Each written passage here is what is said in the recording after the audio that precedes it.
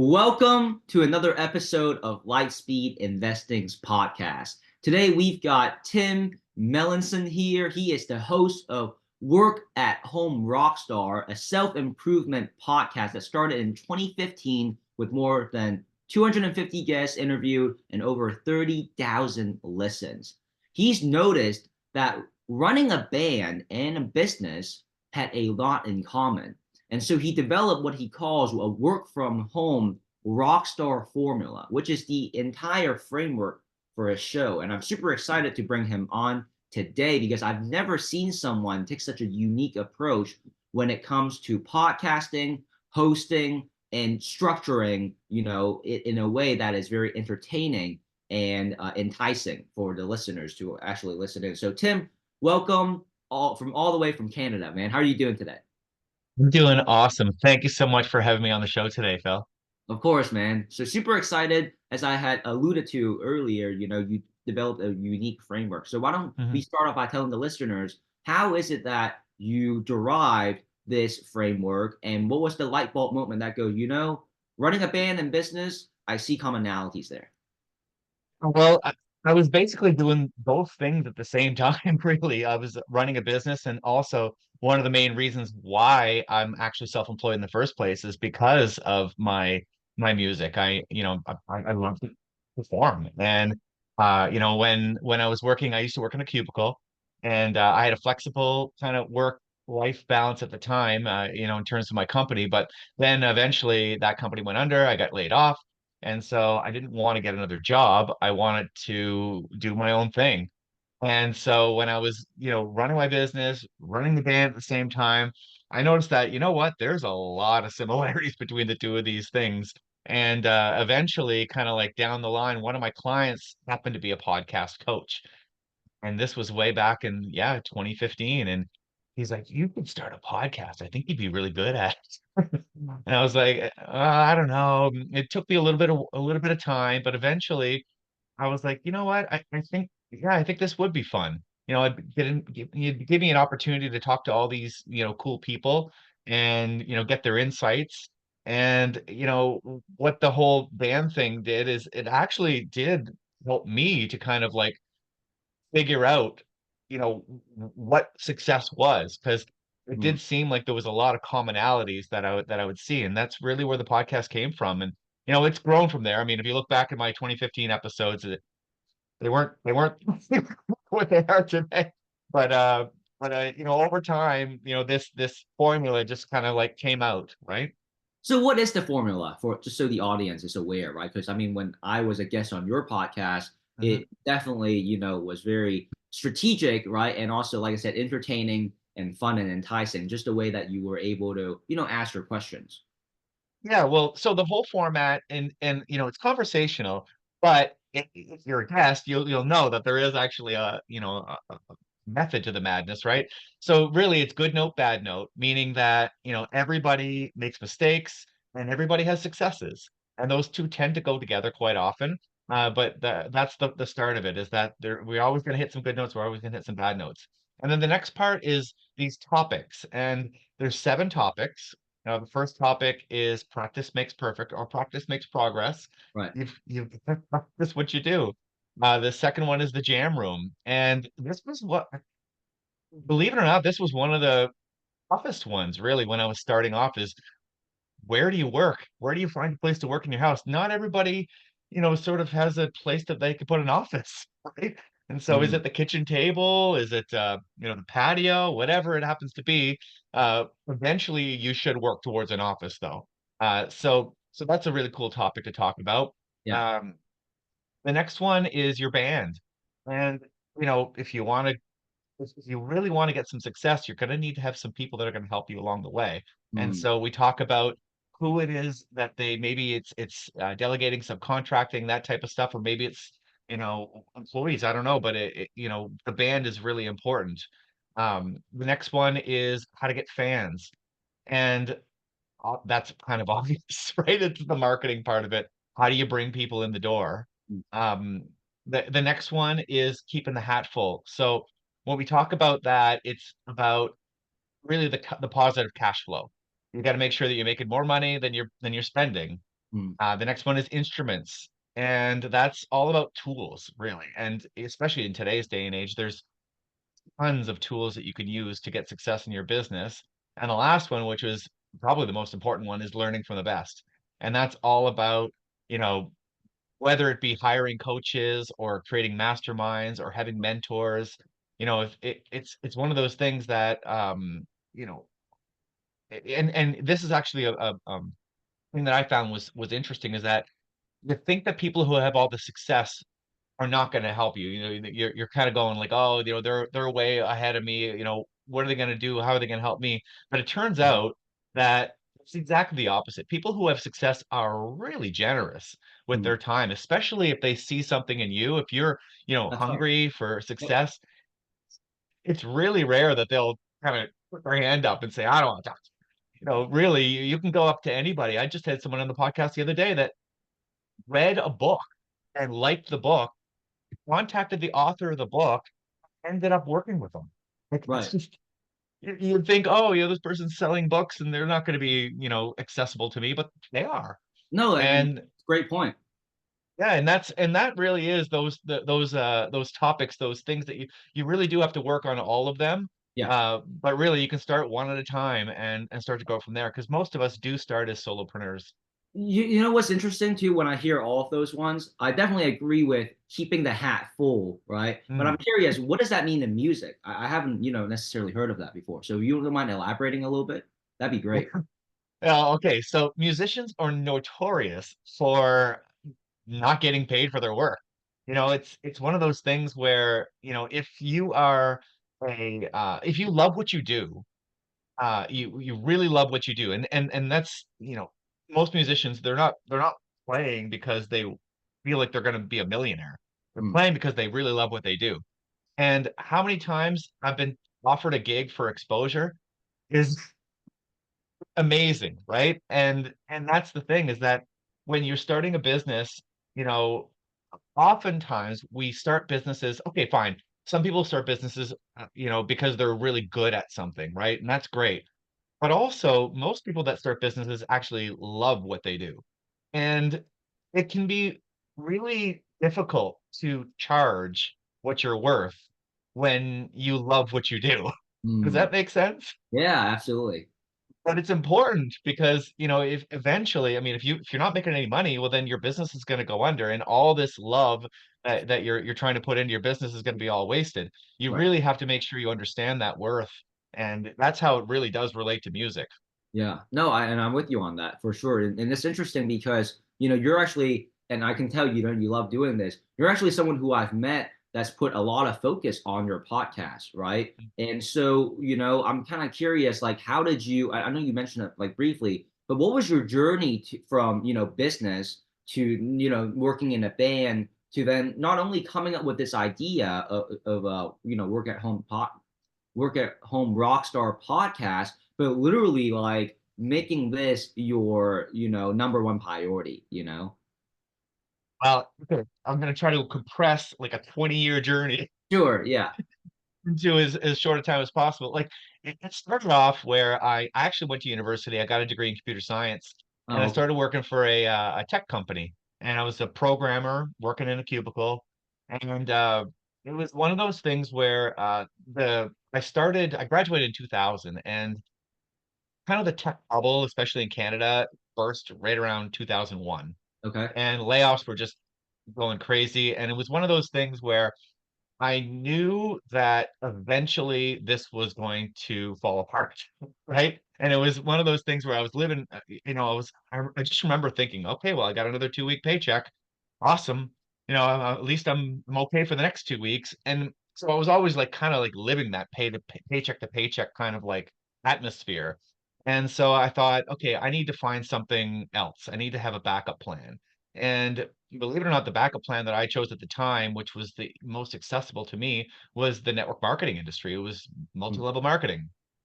And man, I mean, it's got a bad rap, I'll tell you that. Yeah. But the good part about that is that it was kind of like a personal growth class. I mean, Right. really, you're sitting in these seminars and they're teaching you about all the things that are possible. Mm. And yeah, sure, it does attract a lot of slimy people. I definitely have seen that. However, there's a lot of great people in that industry as well. And even the slimy ones are teaching you as much as they can in order for you to get success because that's how they make money. Right. And so what that did is that really opened me up to this entrepreneurial mindset. And I connected with all like incredible people that I'm still in contact with today through Mm. that industry. And so when it came time that I did actually lose that job, it, I wanted I wanted to work for myself. I had that bug, right? I was just like, I'm not going back to a company and sitting in a cubicle again. I think I can make this work myself. I've learned a lot about sales, about marketing, and I'll Mm. tell you what, if I can make money selling a pyramid scheme, you better believe I can make some money selling my own There you services, go. right? There you go. And Yeah. and that's really where that kind of started.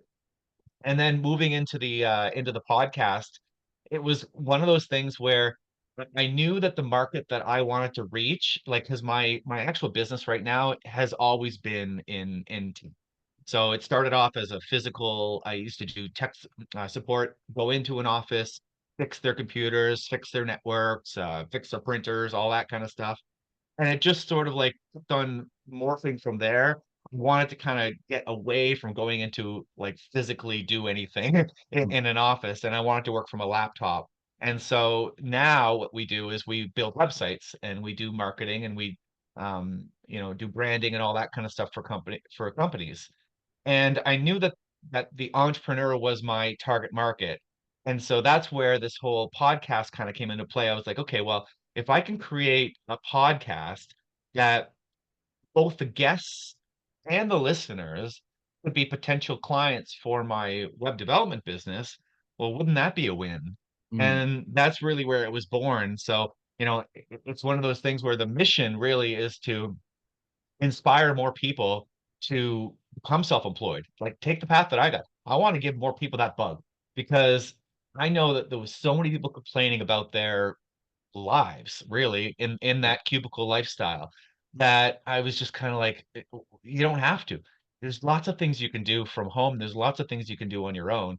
And Right. so I want to inspire more people to do that. And I feel like if I can do that and also build a business at the same time, that's just a winning formula for me. Well, and you're also interviewing specifically people who work from home. So you get to absorb a lot of wisdoms and insights on how they've made their business model work, right? Yep. Now I'm curious, it seems like you're quite passionate about utilizing your tech, right, and engineering background and applying it to marketing, right? Building a website and things like that. Have you come across something else though that you've thought about, or in terms of like a guest conversation that it was so compelling that you're like, maybe I should look into this. Like, has that actually happened before, and how did that pay out? Yeah, well, it happens quite often actually. And you know what? That's one of those things where it's tough because one of the things that I've learned over the years is that you can't spread yourself too thin. No, you cannot. And there's always going to be awesome opportunities. And I think that this was a lesson that I learned when I was in network marketing because Gotcha. everybody comes to you with their newest shiny object, right? And they Right. all sound fantastic. But really, what I think I've learned over the years is that you've got to put your focus into something. Whatever you put your focus into is going to grow, and whatever you take your focus away from is going to dry up. And Absolutely. if you don't give it enough time, then and you're always skipping and skipping and skipping, then you're never going to get off the ground. But I Right. do, yeah, there have been some things that I'm like, oh, maybe I can go in that direction. Uh, Yeah. but but I think that's the thing is that with any entrepreneur, really, maybe not any, but most entrepreneurial people have a track record of success of being able to do pretty much anything that they put their minds to, right? Right. And so anything that you get offered is going to be something that you're going to be good at if you put time into it, right? Yeah. I love that. And you know what's also unique about your approach is I hear a lot of people go, I have a podcast, but it doesn't really bring in any revenue, right? Hmm. And so I think for you may not be as concerned about that because it seems like you're utilizing the podcast as, hey, this is top of the funnel, right? This is a way for me to cultivate relationships. And I know if I do, a good amount of them, then those relationships will probably turn into something. Is that like your mindset? I'm just kind of curious, like, what is your approach of making the podcast also worth your time, right? Like, how do you go about that? Like I actually do have a podcast coach right now. Oh, I nice. have Okay. for a Look while, at that. and Look at that. yeah, and it's one of those things where, I sort of keep on revisiting that, and I've kind of let it go now. But for a while, it's like, oh, I need to make this podcast make its own money. Maybe I Yeah. can get some sponsors and all that stuff, and Yeah. make its own money. And I keep on getting pulled back from that, and for good reason, because really it is my marketing arm. So Yeah. it does make indirect money. Yeah. Yeah. Uh, right. And if it kind of goes back to the last point I just made. If I start to now focus on trying to make the podcast make money, well, Uh-huh. then that takes away from the main business that I have that already makes money. So it's one of those things where, yeah, okay, I thought about it, but you know, when it comes down to it, anything at all, you really have to put the focus into it if you want to make it successful. Right. And so if you're trying to make money on the podcast, well, then it's going to change my focus into that area. But there are lots of people that do make money with their Yeah. podcast. So it is definitely possible. And there are things that you can do in order to make that happen. I think a lot of it has to do with, a lot of people that I know that actually make money with podcasts are either coaches, right? So they're mentors or whatever, and they're building coaching programs, and that's how they're making their money from their podcast. Uh-huh. Or they're talking about very controversial issues or very niche issues Uh-huh. that bring in a lot of support from like people who want to sponsor the podcast. Yeah. So those tend to be the areas that people make money in podcasting. However, there are a lot of people that do it exactly the way that I do it, and you use it as an outreach tool, as a way to give back, and as a way to grow your primary business. Absolutely. And speaking of which, as we are coming up on time here, Tim, how would the listeners get a hold of you, and what is the best way for them to, reach out and get connected? Yeah, well, the best way to get a hold of me, I'm on Facebook the most, and you can find me just Tim Melanson Mm. on Facebook. I'm also on LinkedIn too. Same thing, Tim Melanson. You can find me on either of those platforms and just shoot me a message. You can also go to work@homerockstar.com if you want to listen to the podcast. All righty. And of course, Tim, for you, you've interviewed a lot of entrepreneurs, right? So I'm Mhm. super excited to bring you on, next time to talk about all the wisdom points that you've learned, all the mistakes to avoid. What are these entrepreneurs just challenge? Because success leaves clues, right? And in a similar way, it's like if you read 300 books, right, on success, you're going to find some commonalities despite different experiences. So, but here you're not reading books; you're actually interacting with a human, being, right? That's live in Mhm. front of you. So, for just to end our conversation today, which would you say is your top wisdom points and mistakes to avoid for the audience? Well, okay. So I think the thing, I mean, I can't wait till the next episode when we get into some real details about Yeah, each man. each of these, Me too. points, right? But let's just start with the first one, the good note and the bad note. Yeah. Here's something that I find so fascinating is that most of the guests, if not all of them, but most of them, their good note and their bad note are tied in together. Mm. It's like whatever their biggest failure is, something that just really tore them down, ends up being the thing that created all the success. Maybe it's a wake up call or maybe Sure. it's some sort of whatever it happens to be, but that thing that turns their life around. Right. And I just find that so mind-blowing that we're all so worried about failing. We're all so worried about making mistakes that we don't even get started. And meanwhile, you get people that have really big mistakes that end up being the best thing that ever happened to them, when they look back at it. Yeah. So I think that would be the biggest wisdom point is that don't worry about being perfect. Just get started. Don't worry about those mistakes. The mistakes that you make tend to be in line with where you are as a person. So as you're growing, your mistakes will be smaller. As you get bigger, your mistakes will get bigger. You'll Hmm. be a bigger person to be able to handle those mistakes at those times. Wow, I love that. And that's so true. I've heard that over and over and over again, right? Setback is just a setup for a bigger comeback, Mhm. right? success and failure are on the same side of the coin, right? You can't have one without another, and it's probably true, right? Because you didn't want to be stuck in a 9 to 5 anymore, and that led you, to look into entrepreneurship and get your start in network marketing, right? Which led to all these other things. And similar to me, right? I thought I was going to be an aspiring surgeon, but I no longer wanted to be in medicine, and that gave me a huge, alongside other things, right? A huge motivation to get into business and figure things out on my own. So certainly love what you're saying, and dude, it's all about who you're becoming, right? Great. So I love that as well. If you are becoming a bigger person, a better version of you, then whatever mistakes you'll be having, even though they'll be bigger, it's going to be at the level where you can handle them because you've grown as well. Totally agree. Yep, exactly. That's definitely spot on, my man. And again, thank you so much for your time. I look forward to seeing you on our next episode where we're going to do a deep dive and run case studies on the rest of your wisdom points and mistakes to avoid. Thank you so much, Tim. Awesome. Thank you so much for having me. Of course. I'll see ya. Cheers.